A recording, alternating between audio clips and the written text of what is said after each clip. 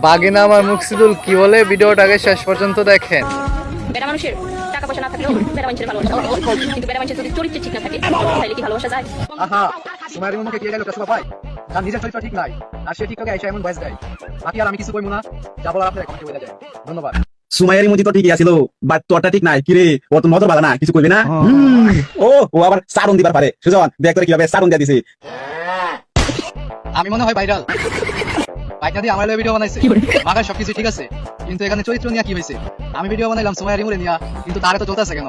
মনে হয় তো তার চুদলিং কম লাগে। যাই হোক, এত কিছু বলবো না। মিয়া কলি ভাই তোমরা সাপোর্ট দিছো, মিয়া কলি তোমরা পাইলে নোবেল পুরস্কার দিব। তুই তাম আমি বলি মিয়া খলিফা কি রে? ওই আরাম দাদা মিয়া খলিফা কি? জনি সিং মনে হয় তুই? তাহলে মিয়া খলিফার পিছন দিয়ে তুই চুদলিং পংরা লাগাইয়া দে। আমাদের দরকার নাই, তুই লাগা চুদলিং পং।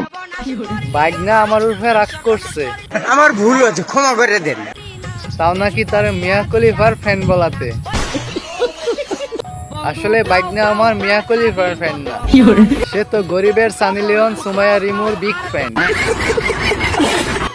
বাগনা তুমি এভাবে এগিয়ে যাও, তোমার পাশে আছে হাজার হাজার সানি লিওনের বিগ ফ্যান।